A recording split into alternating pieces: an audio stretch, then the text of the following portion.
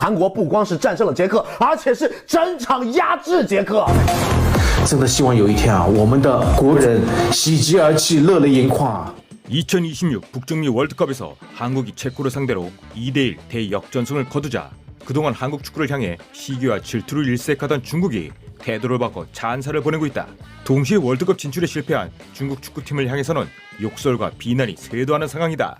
韩国世界杯开门红，2比1战胜了欧洲球队捷克。没想到，真的没想到，韩国不光是战胜了捷克，而且是整场压制捷克。再想到我们国足啊，我的心啊，真的，你怎么能让棒棒的？韩国今天踢的真的棒棒的。你们不要听云球迷在那说什么捷克弱，捷克他再弱也是在顶级的欧洲足坛这个绞肉机里面出现的。你说是不是？那意大利他不想出现啊？可今天韩国的表现，无论是数据上还是场面上，完全碾压了捷克。全场控球率62%，然后明显的得分机会，韩国队有4个，而捷克队只有1个。射门次数方面，韩国队更是碾压了捷克。最关键的，韩国队今天在对方禁区内的触球次数是捷克的2倍。在上半场，韩国队可以说压的捷克几乎出不了半场。哎呀，看完了今天的比赛以后呢，我身为中国人，我一直在想，我们中国队什么时候能打出韩国今天这样的表现？哎呀，算了吧，还是不说这个话题了，下一届能进入世界杯再说了。那我觉得韩国队今天的战术也非常的清晰，绕着巴黎球星李刚仁他的超强的控球能力，把右路的进攻打得火热，压得捷克是抬不起头。而且你发现韩国队每个球员的脚下技术都非常娴熟，拿到球一点都不慌。捷克队的压迫和中场围剿在韩国队面前是一点用都没有，完全挡不住韩国队的进攻啊！如果不是韩国队今天终结能力太抽象，什么孙兴敏啊、黄喜灿啊，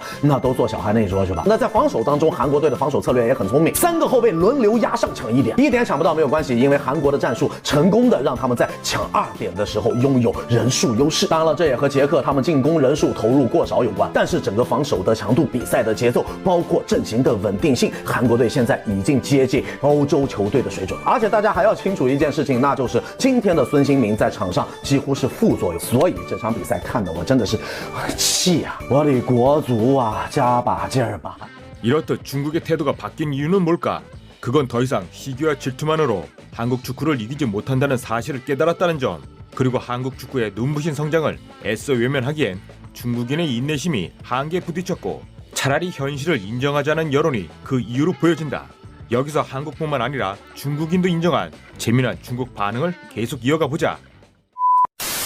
韩国2比1拿下了捷克，这是韩国球员的能力真的是太强了。李刚仁、黄仁范、金文哉啊，也包括其他的球员啊，论单兵能力来说啊，都是超过捷克球员的啊。你看拿球摆脱就能看出来了啊，一看就不是一个水平线上的啊。捷克球员的技术是完败的啊，可是这样的捷克队踢国足能灌国足5个球，大家信吗？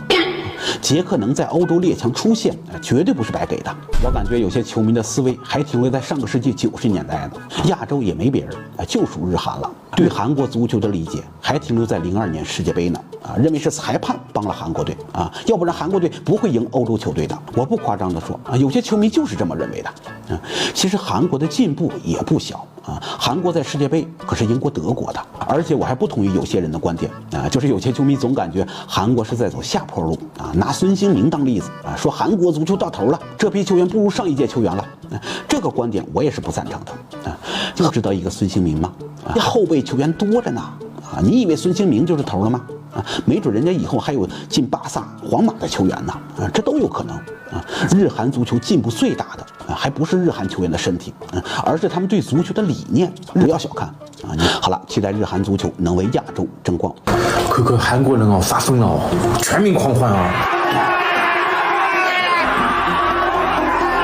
昨天晚上韩国队哦1比2反超欧洲劲旅捷克队，实现了世界杯的开门红哦。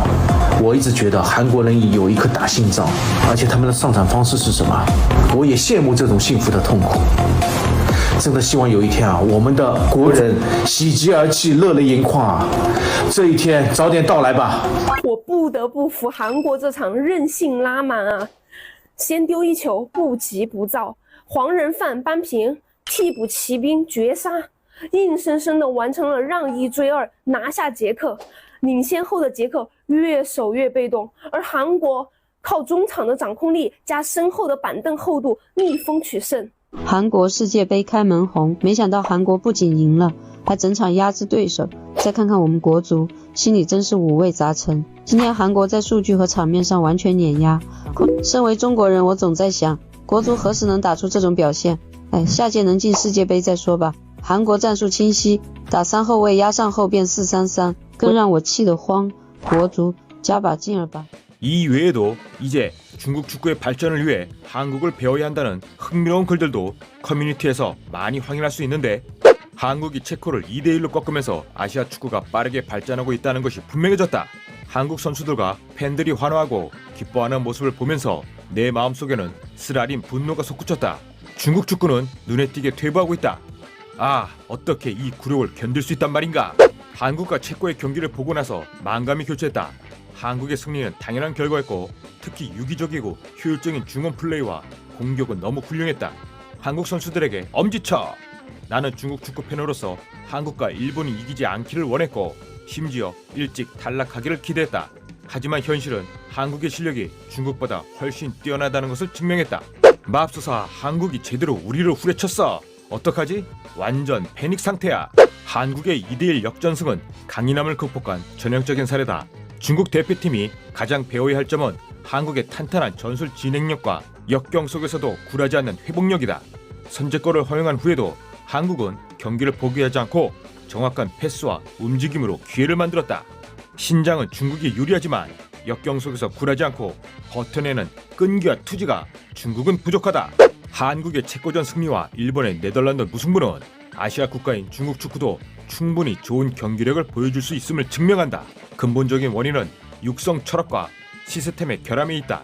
축구 신동 프로그램에서 얻은 실질적인 경험을 바탕으로 중국 축구는 시대에 뒤떨어지고 고착화된 모델에서 벗어나기 위해 근본적이고 철저한 개혁이 시급하다.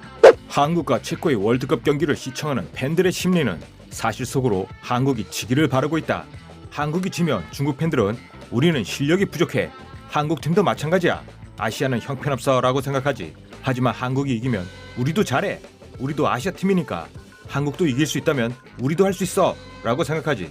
이런 반응의 주된 이유는 중국이 월드컵 본선 진출에 실패했기 때문이야. 나는 할 말을 잃었다. 한국의 지상 공격은 정말 뛰어났고 중국 축구팀과의 격차가 점점 벌어지는 것 같다. 중국 축구팀이 따라잡을 가능성이 아직 있다고 생각하니? 중국 남자 축구팀은 정말 정신 차려야 한다. 인종이나 신체 조건도 거의 비슷한데 도대체 뭐가 다른 걸까? 중국은 언제쯤 월드컵 본선에 진출할 수 있을까? 언제쯤 월드컵에서 골을 넣고 첫 승리를 거둘 수 있을까? 왠지 모르겠지만 한국 축구팀이 체코를 이기는 모습을 보니 마음이 편해졌고 진심으로 박수를 보내고 싶다. 중국 축구는 이런 패스와 움직임 그리고 빠른 패스 게임을 배우는데 영영 실패한 것 같다. 한국 선수들은 정말 헌신적이다. 피부색과는 전혀 상관없다. 여러분은 중국 축구의 근본 문제 원인이 무엇이라고 생각하나? 한국 축구 국가대표팀이 체코에 이어 멕시코를 이길 수 있도록 응원 섞인 댓글을 달아주세요. 감사합니다.